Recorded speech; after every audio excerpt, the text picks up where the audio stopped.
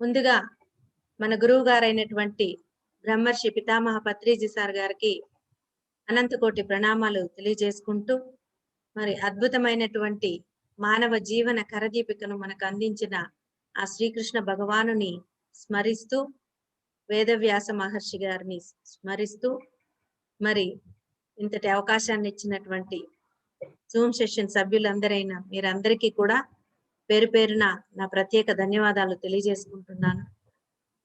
మరి last class లో మనము అర్జున విషాద యోగం మొదటి అధ్యాయం మొదటి శ్లోకం గురించి విశ్లేషించుకోవడం జరిగింది. అందులో మనము ధృతరాష్ట్ర ఉవాచన గురించి చక్కగా విశ్లేషించుకున్నాం.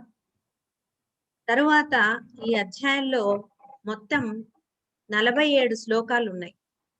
ఈ 47 శ్లోకాలు మనం ఒక్కొక్క శ్లోకాన్ని విశ్లేషించుకోవడం అంత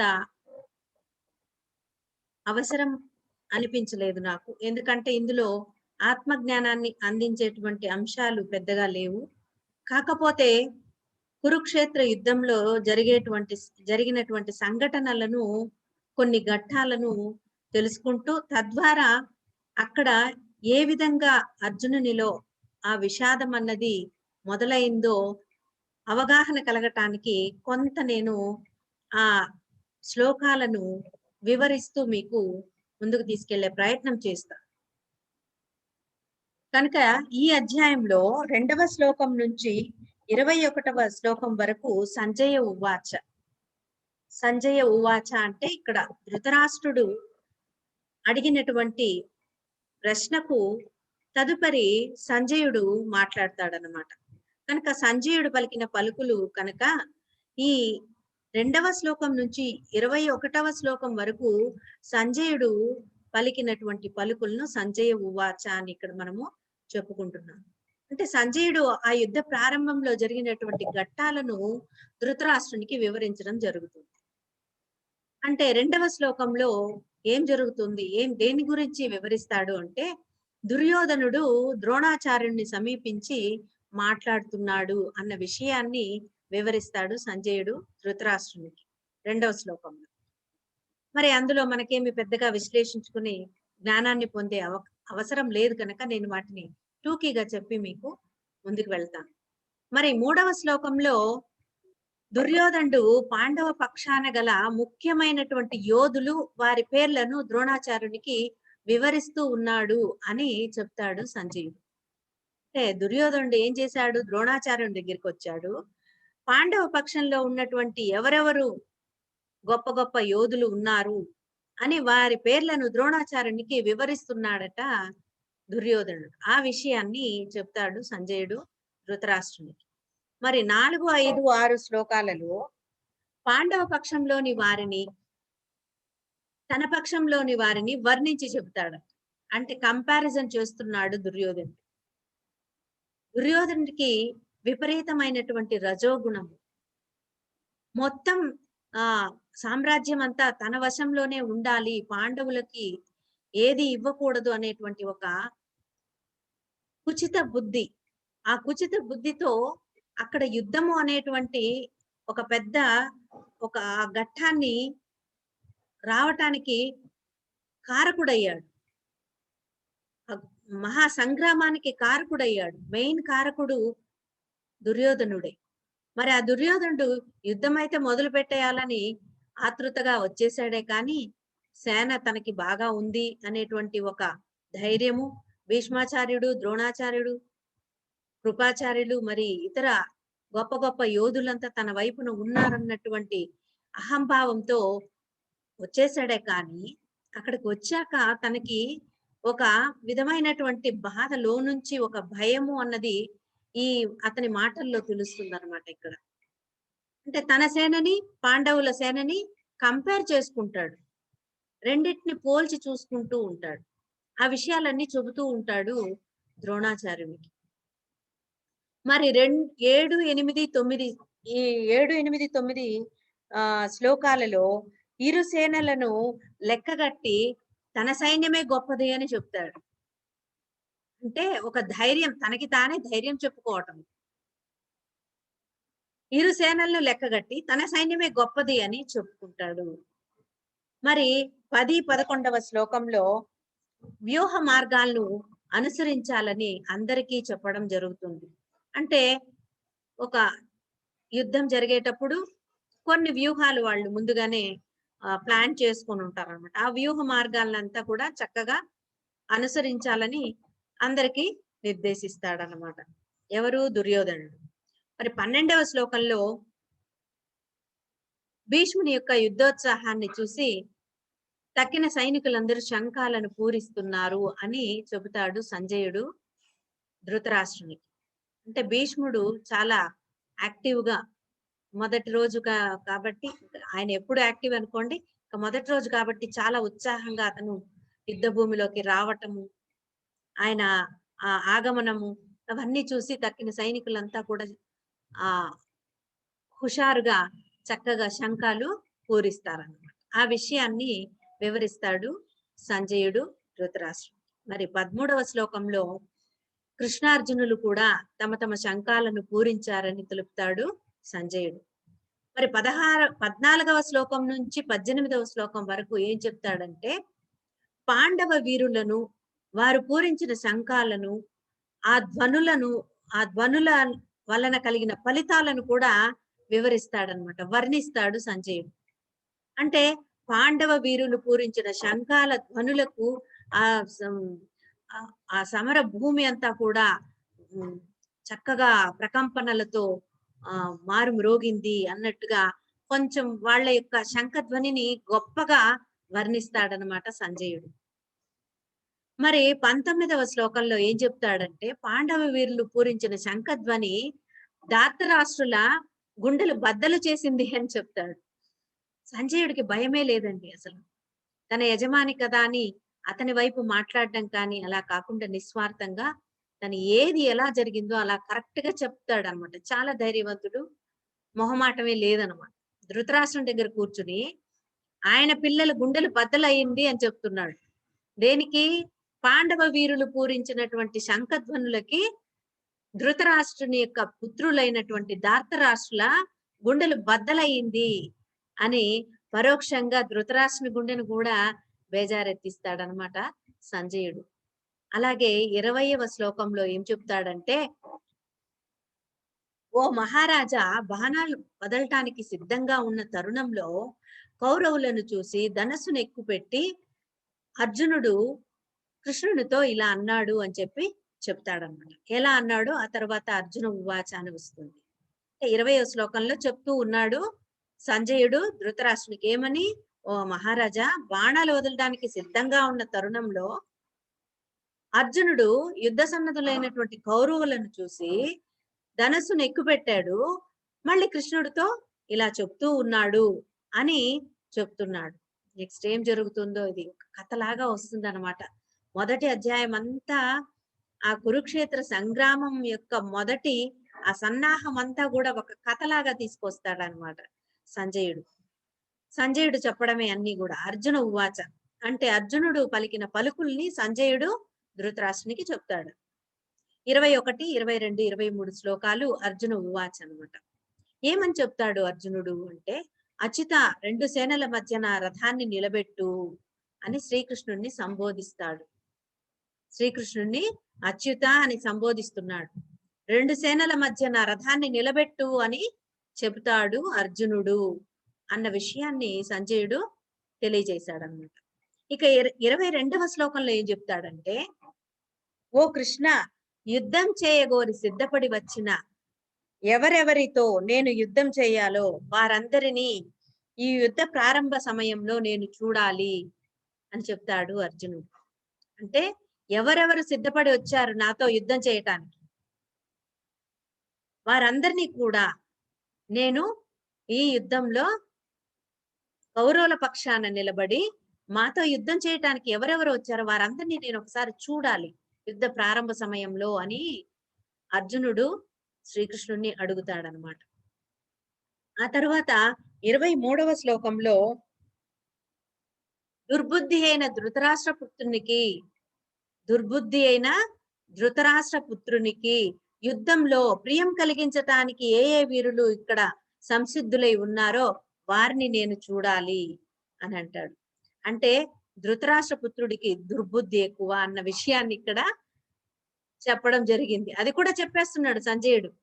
అర్జునుడు పలికిన అన్ని పలుకుల్ని కూడా ధృతరాష్ట్రునికి చెప్పేస్తున్నాడు. దుర్బుద్ధి అయిన ధృతరాష్ట్ర పుత్రుడు అని. దుర్యోధనుడికి దుర్బుద్ధి ఉంది అన్న విషయాన్ని అర్జునుడు చెప్పిన విషయాన్ని అలాగే చెప్తున్నాడు అనమాట యాజ్ ఇట్ ఈస్.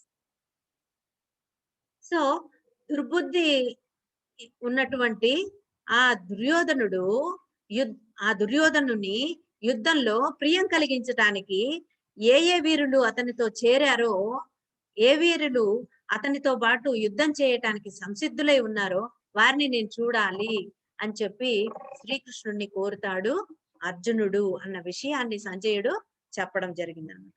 మరి 22, 20, 21, 22, 23 ఈ అర్జున ఉవాచ 3 శ్లోకాల గురించి కొంత అంతరార్థం తెలుసుకొని మనం కొంత జ్ఞానాన్ని పొందవచ్చు ఇక్కడ.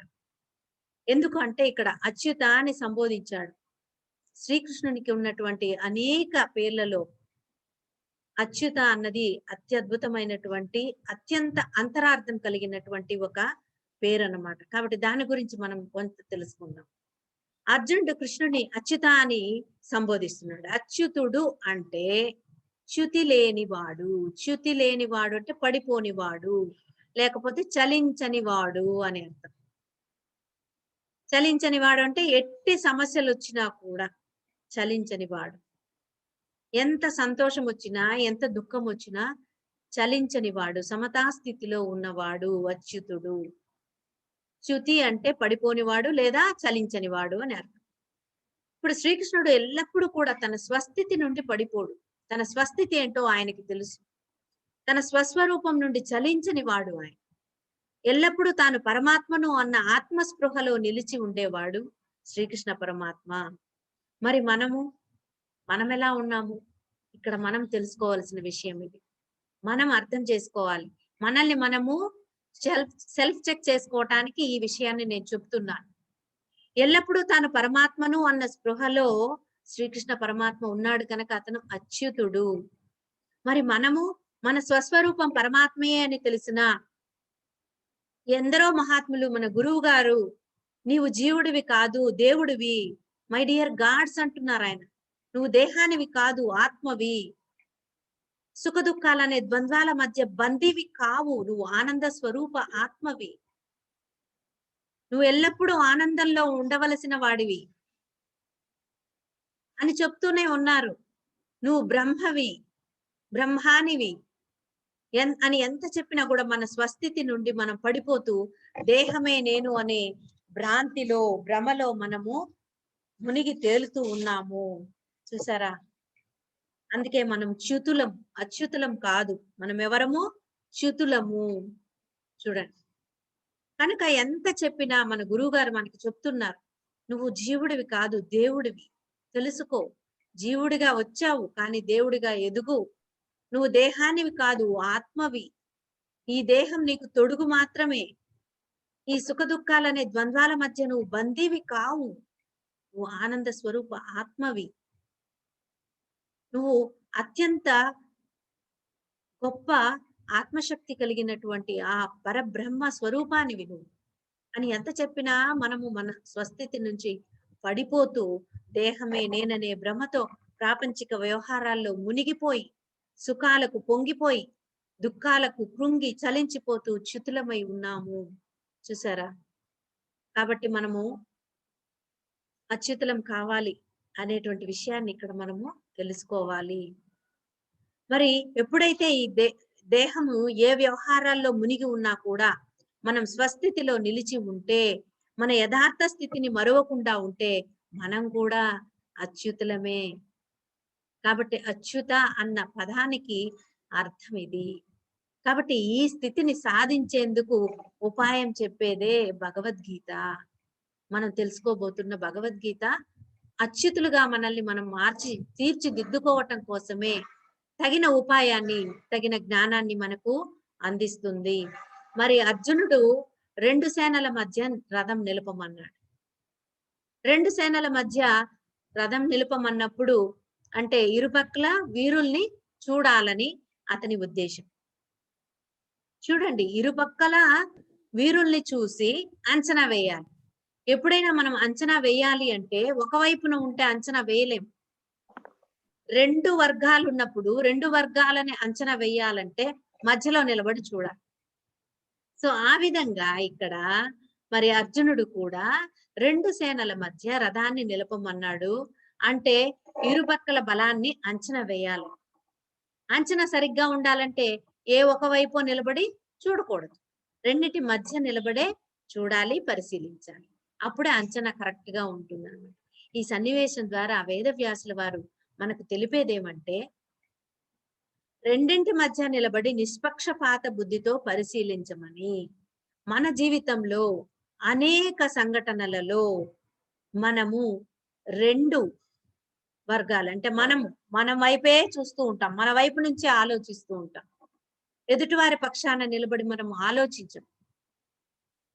ఇది చదివిన తర్వాత నాకీ ఆలోచన వచ్చినప్పుడు ఏమనిపించేదంటే, ఎవరితోనైనా డిస్కస్ చేస్తూ ఉన్నప్పుడు, ఇప్పుడు మనము మన వ్యూతో ఒకటి చెప్తాం. ఎదుటి వాళ్ళు మరొక వ్యూతో మనతో మాట్లాడతారు.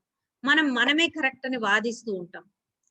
కానీ మనమే కరెక్ట్ అని చెప్పకుండా, లేదా వాళ్ళే కరెక్ట్ అని చెప్పకుండా, మధ్యలో నీ నుంచి నువ్వు సెపరేట్‌గా నీ మైండ్ సెపరేట్‌గా అనుకుని, నువ్వు ఈ ఇద్దరి మధ్యన నీవు మరియు నీ ఎదుటి వ్యక్తి.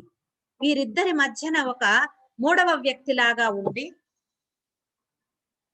మూడవ వ్యక్తిలాగా ఉండి నువ్వు గనక పరిశీలిస్తే అప్పుడు నీ అంచనా కరెక్ట్‌గా ఉంటుంది.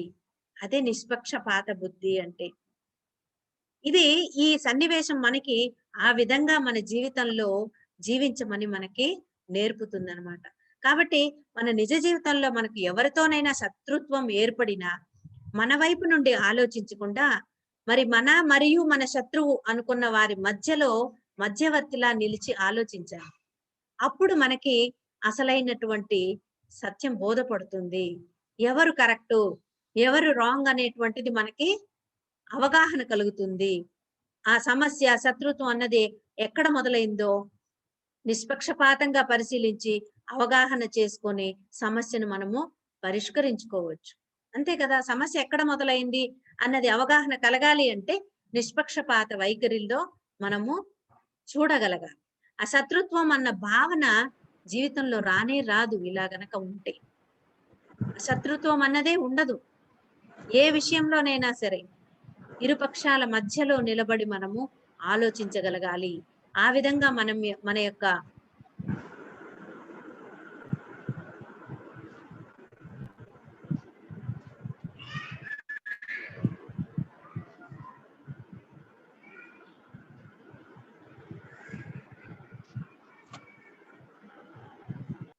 డిస్టర్బెన్స్ వస్తుంది.